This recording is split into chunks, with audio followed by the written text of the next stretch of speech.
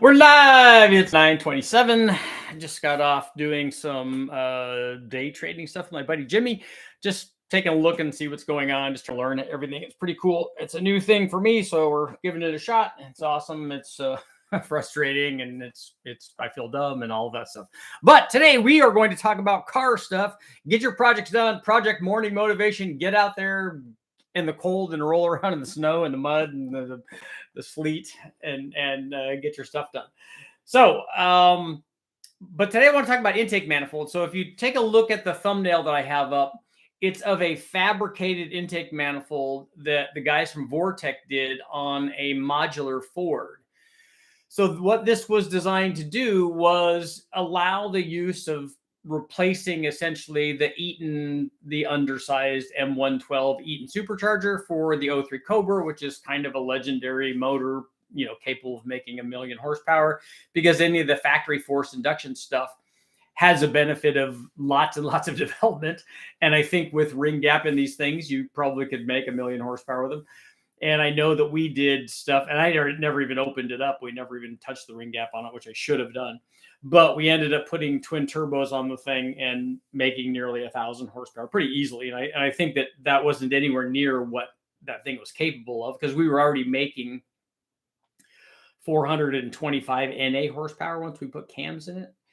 And so stepping up from there, it's fairly easy to get some fairly big power gains.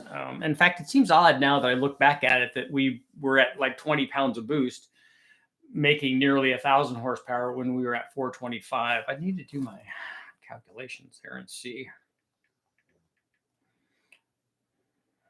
So 425 times 2.5.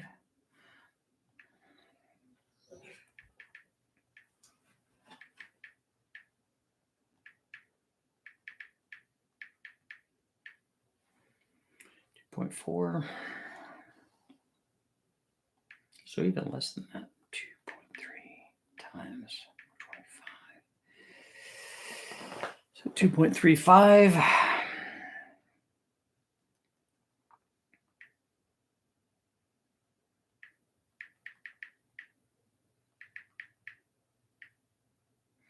Yeah, that actually tracks pretty well. I was thinking that it seemed like it was a lot of boost for the power output, but it's not. It tracks the formula fairly well. We weren't using E85; we were using race gas in it.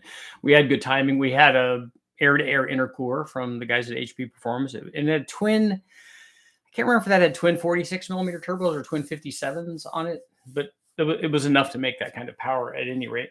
But the thing I want to talk about is this Vortec supercharger. So the factory 03 Cobra motor had the Eaton supercharger and then an air to water intercooler core mounted underneath, basically in the common plenum for the intake manifold. So the air on the supercharger would come in through the throttle body into the supercharger, down through the intercooler core, and then out into the intake manifold. The intake manifold was essentially just a big box with very, very short runner length sections that just went into the common plenum where the intercooler housing was held, and then into the cylinder head, obviously into the 4-valve cylinder heads. So what Vortec wanted to do was, and we're talking about compromises for this stuff.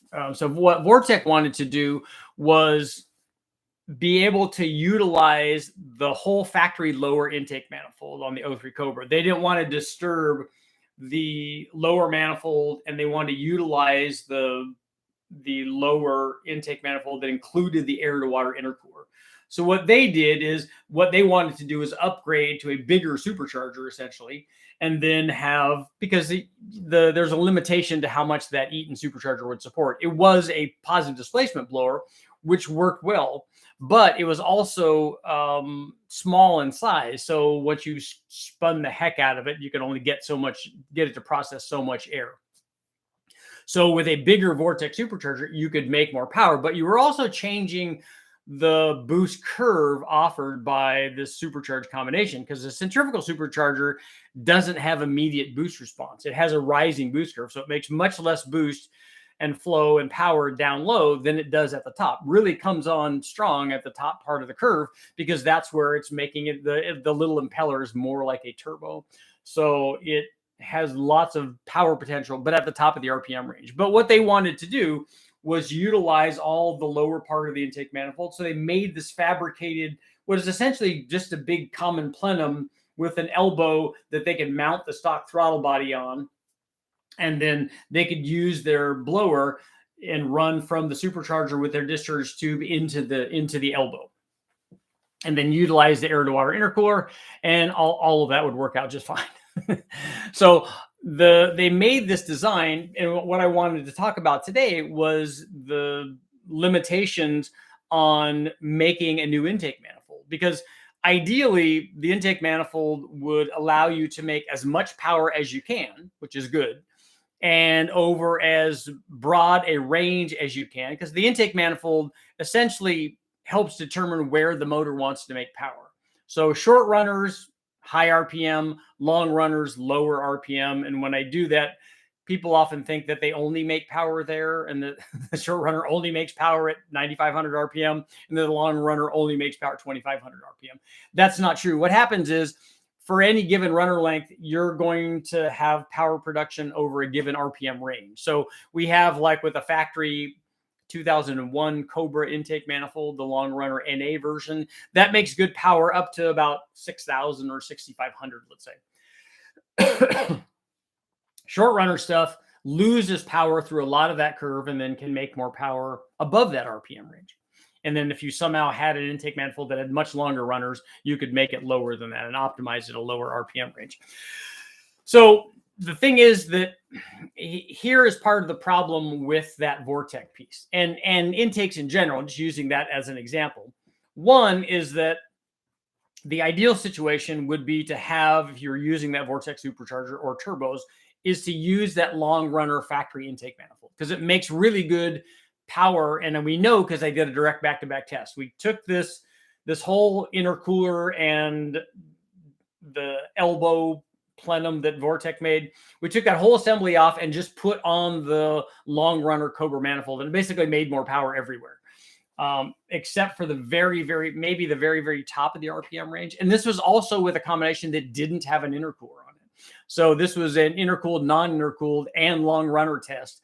And the non-intercooled with runner length did better. Now, we were running good gas, so they could both have good timing and stuff. And we weren't running a lot of boost on the test. And running the long runner intake manifold with an intercooler would have helped things even more. But the limitation that Vortec had, and this is part of the problem, and these are the things that we always run across. Well, you run across things like packaging. Okay, the ideal intake manifold might be a big cross ram, dual throttle body deal, but you run into a bunch of things. You run into, obviously, fitment. Does it even fit in there? And can that packaging, can you make the whole thing that you want actually fit under the hood with the available space? Because let's face it, it's a factory Corvette or Camaro or something like that, even a Mustang, the space is limited. I mean, your available packaging is very limited. So you can only do a certain thing. You can only make a couple of designs work, and pretty soon they all look the same, because that's where they fit. Do you want the stock throttle body or a throttle body in the stock location so people can use factory air inlet? So if you further limit it by, okay, the throttle body has to be right here. So now we have this available fitment, the throttle body has to be here, and then so we can run the factory air intake. It's another limitation. Do you want it to work like in the case of the Vortec? They wanted that particular setup to work with the factory lower manifold and intercooler assembly. So right away, they were limited in, okay, it's going to have the factory 03 Cobra runner length, which was not anywhere near ideal. It was a little bit better combination with a root supercharger, which offered immediate boost, because you could also have some low speed power, not as much as you would have if you had the roots blower and long runners, but the roots blower helps have a good low speed boost response. And so you could have a good kind of, a good average power production curve, let's say, by that combination. The OEMs are very good at that. But still, it doesn't have the runner length, and you can't have that with that packaging. The way that they designed that, it also had to have it also had to fit under the hood. And I think that they had their throttle body mounted in the stock location also. or very close to it. So they had a lot of packaging constraints that meant, okay, the thing almost has to look like it ended up doing. Also, you have to be able to manufacture it. So do you want to do, and then the other consideration comes in, do you want to do a casting, or they did a fabricated one? And I don't know how many of those that they did and how many of those that they sold. It seems like it would be a very expensive manifold to have as part of a blower kit, because you have to fabricate that and welding all that stuff together. It seemed like it would be very, very labor and cost intensive to me. But the thing is, if you're deciding between doing that and doing a casting, if you're doing a casting, the cost of doing a mold and the casting is very expensive. And so you have to amortize that over a large number of sales. Is the market big enough to do that? So that's another limitation, is cost and availability and size of the market, and all that stuff has to be taken into account. Do you want to do that? Then does the cast piece work as well as this piece that you had? So we'll get just a quick poll going today.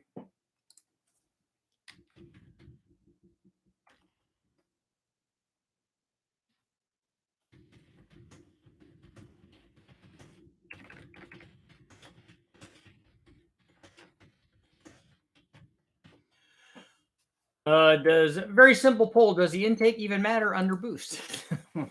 we'll see what people think. But on the Vortec one, it was interesting, and the first thing that I was curious about when I saw it, I thought, okay, that's a good idea because you can retain the factory intercooler, which we want. I'm more interested in having an intercooler, and if I had to sacrifice something for not having runner length, having an intercooler to me would be a good trade-off. But again, ideal situation is long runner, intercooler, and blower. And then you also have a trade-off with the blowers, because you have a roots blower and you have a twin screw blower. So you're going to adjust the boost curves based on just those things. So again, there's another trade-off. So when you have a supercharger that has less boost response down low, like a centrifugal does, you would be more apt to desire the long runner intake manifold, because it's going to add low speed power, which combines better with something that doesn't have as much. So that's a good setup. So having the intercooler and blower, and again, it's all just compromises. It seems to be nothing but compromises. So we'll see what you guys got going on today on our morning motivation show. If you guys haven't, please take a look at the video that I have up. I got a lot of comments on the Nitrous video, people talking about ideal camshafts for Nitrous. We ran Nitrous, as a point of fact. We ran Nitrous on this 03 Cobra motor. We ran Nitrous on it NA, and I can't remember if we ran, I think that was after we put cams in. We ran Nitrous with the stock cams, and we ran Nitrous with the Extreme Energy 262 AH cams that we ran in this thing, which were the smallest at the time of the cams that Comp offered for this 4-valve motor. They weren't specifically designed for a Cobra motor, but they added power NA, and not surprisingly, they added power under boost. They also, when we added Nitrous to it, the Nitrous worked with those camshafts just like it did with the stock one. Also, the Nitrous worked with, when we ran it, we ran the blower motor with the factory blower and Nitrous, and the Nitrous worked with the blower as well, because Nitrous does do that. It works with all of these things. And Nitrous, basically, the easiest way to think about it is Nitrous just adds to what's there.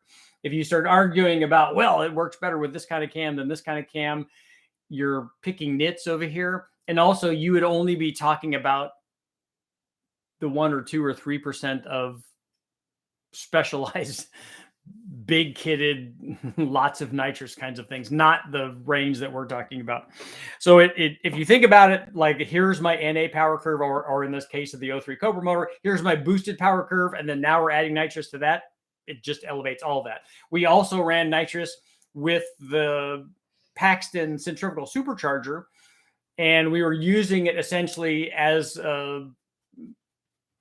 an intercooler, but we weren't. We were, because it doesn't work that well as an intercooler. There's not enough of it to have lots of cooling, but it does add lots of power. So if you had a 50 shot or 75 shot or 100 shot to a supercharged motor that's already making 900 and you can get to 1,000 horsepower, it will certainly do that. It works very well. And it worked very well regardless of the fact that we had a centrifugal blower on it, and regardless of the fact whatever camshafts we had on it, it just added the amount of power that we add from the Nitrous. And that's usually what happens. Okay, let's see. Uh, show me. Yes, you did actually make it to the live stream. Aloha, what's up? How to figure? Here to figure out how to swap a '69 Camaro. There should be lots of swap kits for that. Just starting my research. I have an '07 GMC Envoy that runs and drives. 3D print them intakes now in 2022. That would be good. I have one that I had 3D printed that I'd like to have 3D printed, so it would be thicker and would be 3D printed out of something that's not going to melt when I try to run it. So that would be kind of cool. Good low on manifold for a 4.3 liter V6. I don't think you're gonna have a bunch to choose from, but if you have to make something that has, is it a carbureted one? Is it a fuel injected one? What is it you're trying to do?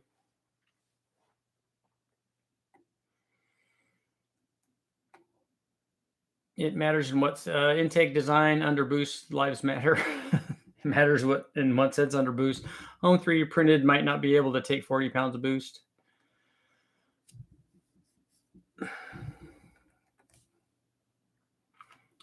Richard, on the Big Bang 5.3, what head gaskets did you use? Currently running 5.3 rod and piston combo, 85 millimeter turbo on 20 pounds, looking to run 30, just unsure on the LS9 head gaskets. Well, we ran the LS9 head gaskets on the one that made the most power so far, which was the Gen 4 6 liter.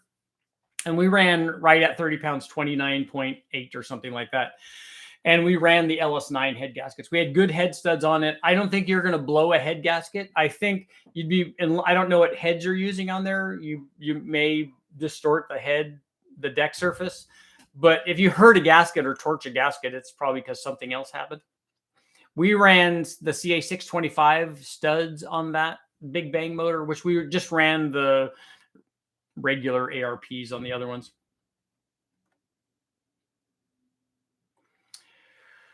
What do you recommend for a computer on the swap? You can swap all the factory harness and ECU, all that stuff in there. Go to Sloppy Mechanics and look up all the stuff that Matt has there and has done, and all those guys have done.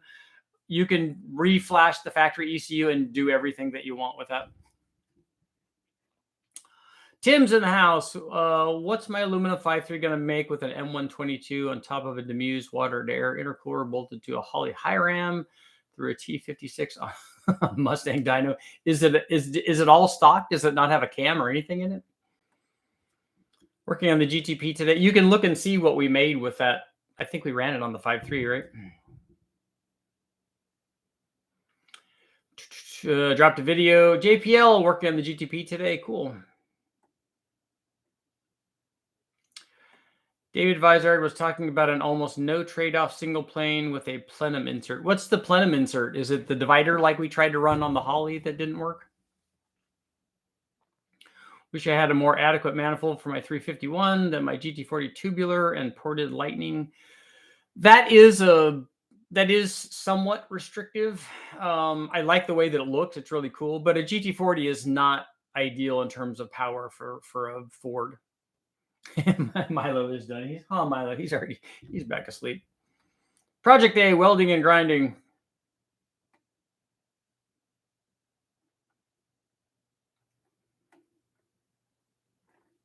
So Dan, what makes you a better welder is Bondo and paint.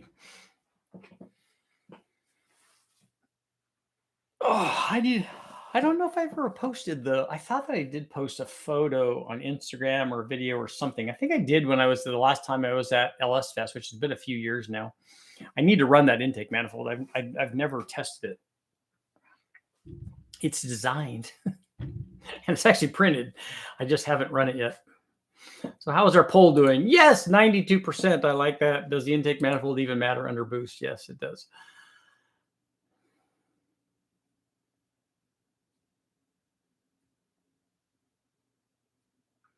Big Dog's porting has done good things to the Cobra GT40 intake. I heard that. I'd like to do something with those guys. I don't think you could do too much to a GT40 upper, but unless you change the tubing. But I think with the lower portion you certainly can. I think probably more with Cobras. I've done a lot of testing on Cobras where we've modified the extrude hone the heck out of them and then modified the plenums. And we've done a bunch of stuff with that, but they're still kind of limited. I kind of like to see what they're doing now.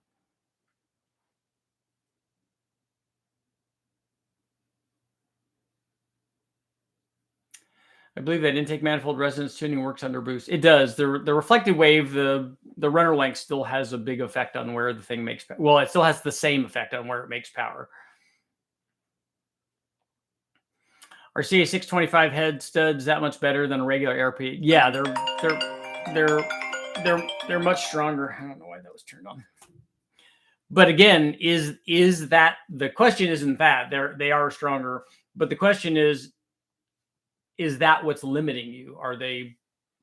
Is the strength of the bolt or the stretch or whatever, is that the thing that's causing a problem if you're having a problem? And will these other head studs solve that? We just did them because they were the best that they had at the time.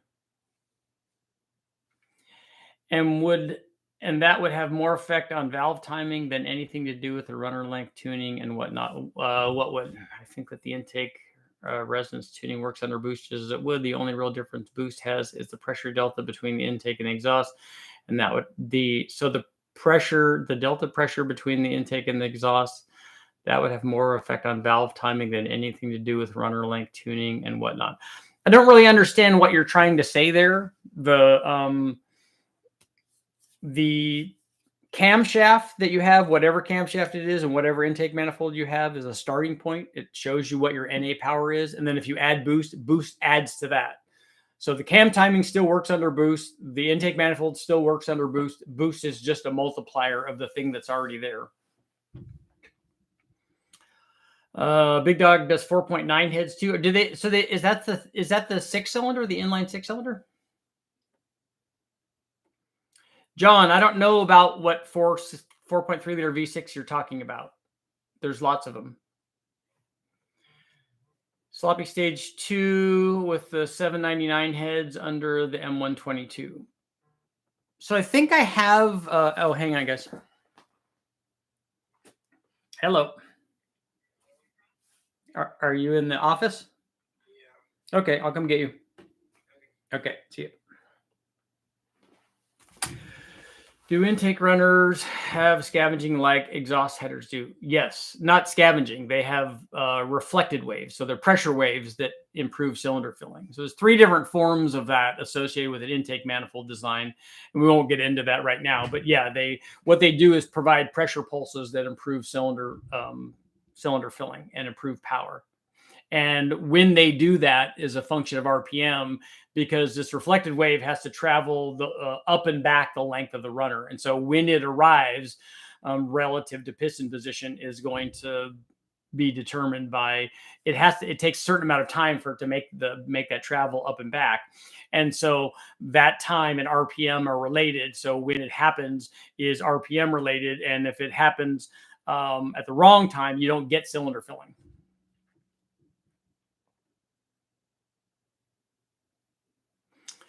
What I mean is the pressure delta would affect optimal cam timing. I don't think that that's true.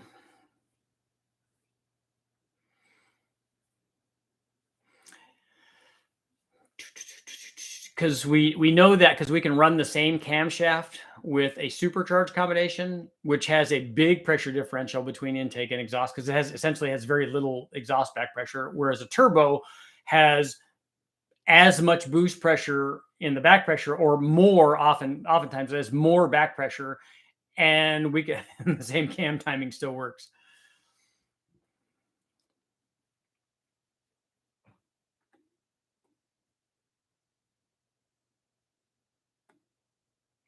Would modifying a wind tunnel ram fit my 302 LT1 make a worthwhile difference?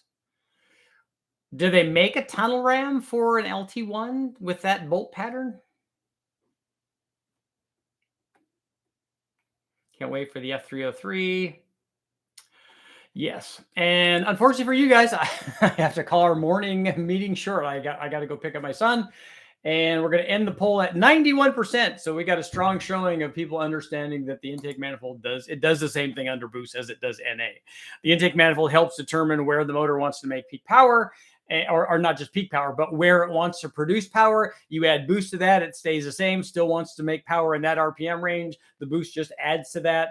If you have a rising curve like you do with a centrifugal supercharger, you can actually extend that out a little bit because it's artificially increasing that.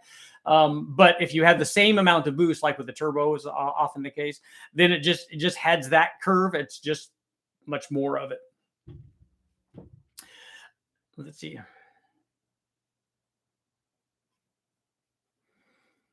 If you're able to achieve your desired horsepower level at low boost, does intake manifold matter on a turbo application? Like I said, the intake manifold still does the same thing that it does NA as it does under boost. So if you want to make power in a given RPM range, you choose a particular manifold, like a long runner manifold, let's say up to 6,500 RPM, and it makes good power in that range. And then you add boost to that, then you're going to just multiply what's there. And on that note, I got to get going, but I will see you all tonight at 7 on the live feed. And I'm working on another video today. Got lots of stuff to do. Thank you guys all for showing up. I will see you all tonight.